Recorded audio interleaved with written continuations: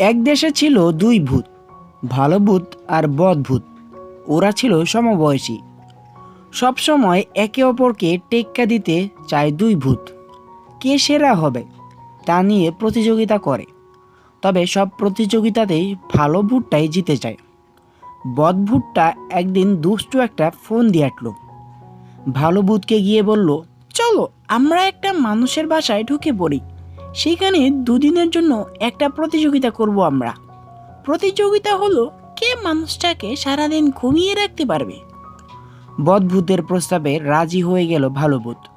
তবে যে মানুষটাকে ওরা ঠিক করলো তার হাতে অনেক কাজ, আর দিনের কাজ দিনের মধ্যেই শেষ করতে হতো তাকে, নইলে তার চাকরি আর থাকবে না। কিন্তু বদভূত এই তথ্যটা আর ভালো ভূতকে জানালো না। সে চায় লোকটার চাকরি চলে যাক, সে কষ্ট পাক। ভালো ভূত জিজ্ঞাসা করলো, একটা প্রতিযোগিতার জন্য 2 দিন কেন লাগবে? বদভূত বলল, প্রথম 2 দিন তোমার পালা, দ্বিতীয় দিন আমার। সবসময় যেমন হয়, এবারও প্রতিযোগিতায় জিতে গেল ভালো ভূত।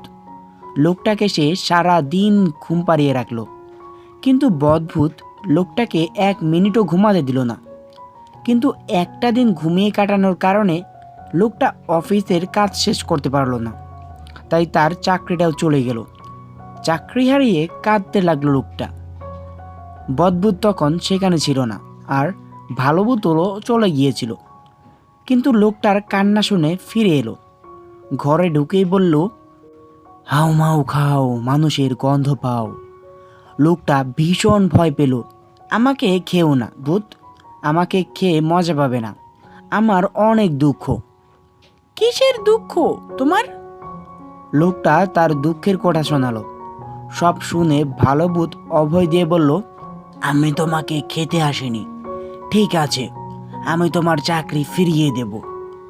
কিন্তু ভূতের কথায় লোকটা আশ্বস্ত হতে পারল না। হতাশ হয়ে বলল, তুমি হয়তো খুবই দয়ালু, কিন্তু আমার বস ততটা দয়ালু নয়। ভালো ভূত বলল, তোমার বস দয়ালু হোক বা না হোক, আমি তোমার চাকরি ফিরিয়েই দেব। তারপর ভালো ভূত উড়ে চলে গেল লোকটার বসের কাছে। বসের ঘরে গিয়ে বলল, হাও মাও খাও, মানুষের গন্ধ পাও। ভূতের কথা শুনে ভীষণ ভয় পেল, বলল, আমাকে খেও না ভূত, আমাকে খেও না।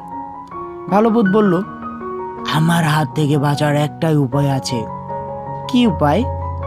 তোমার অফিসের এক লোকের চাকরি ফিরিয়ে দিতে হবে। ভূতের ভয়ে তখনই লোকটার চাকরি ফিরিয়ে দিল অফিসের বস। চাকরি ফিরে পেয়ে লোকটার আনন্দ আর ধরে না। ভালো ভূতকে ধন্যবাদ দিয়ে বলল, আমি তো চাকরি ফিরে পেলাম, কিন্তু তোমার নাম তো দুর্নাম হয়ে যাবে। ভালো ভূত বলল, দুর্নাম হোক, ভালো কাজ করে দুর্নাম হলেও দুর্নামই ভালো।